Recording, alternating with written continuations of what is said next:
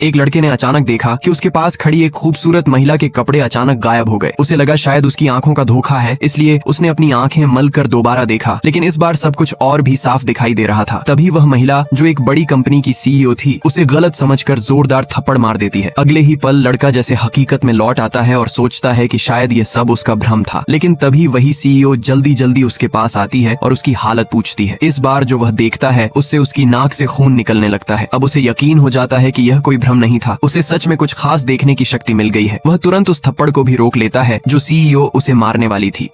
उसी समय उसे पिछली रात का एक रहस्यमयी फोन कॉल याद आता है। फोन पर किसी ने उसे चेतावनी दी थी कि आज रात वह बाथरूम में फिसल कर गिर जाएगी और सिर पर चोट लगने से उसकी जान भी जा सकती है। लड़का तुरंत सीईओ को चेतावनी देता है कि वह बाथरूम में सिंक के पास कुशन रख दे, नहीं तो उसकी जान खतरे में है, लेकिन सीईओ उसे पागल समझकर चली जाती है। रात में सावधानी के तौर पर वह उसकी बात मान लेती है और कुशन रख देती है, और सच में कुछ देर बाद वह फिसलती है, लेकिन कुशन की वजह से बच जाती है। अब उसे यकीन हो जाता है कि लड़के के पास भविष्य देखने की शक्ति है। असल में यह सब तब शुरू हुआ जब लड़के को एक रहस्यमयी कॉल आया। उसे बताया गया कि पिछली रात जिस महिला के साथ वह था वह कोई और नहीं बल्कि ब्लू ग्रुप की सीईओ है, और अब वह उस पर रेप का केस करने वाली है। साथ ही उसका सौतेला भाई पत्रकारों को लेकर आने वाला है ताकि उसकी पूरी जिंदगी बर्बाद कर सके। शुरू में लड़के ने इसे मजाक समझा, लेकिन जब उसने सच में अपने भाई को पत्रकारों के साथ देखा तब उसे समझ आ गया कि वह फंस चुका है। असल में उसका सौतेला भाई उसकी जगह कंपनी का वारिस बनना चाहता था, इसलिए उसने एक प्लान बनाया। लड़के को शराब पिलाकर बेहोश किया, फिर उसे सीईओ के कमरे में छोड़ दिया, क्योंकि वह महिला पहले से ही एक बड़े बिजनेस परिवार में शादी करने वाली थी। ऐसे में स्कैंडल होते ही लड़का बर्बाद हो जाता, लेकिन लड़का किसी तरह वहाँ से भाग निकलता है, क्लीनर के कपड़े पहनकर, और उसे बचाने वाला कोई और नहीं बल्कि उसका भविष्य वाला खुद था, जिसने उसे फोन करके चेतावनी दी थी। अब लड़का सीईओ के पास जाता है और सच्चाई बताने की कोशिश करता है। वह कहता है, हम दोनों को फंसाया गया है, मेरे पास सबूत है, लेकिन सीईओ उस पर विश्वास नहीं करती। तब वह भविष्य की बातें बताकर उसे यकीन दिलाने की कोशिश करता है, जैसे कि उसकी सगाई टूटने वाली है। धीरे धीरे सीईओ को शक होने लगता है कि शायद वह सच बोल रहा है और अब दोनों को मिलकर इस साजिश का पर्दाफाश करना है।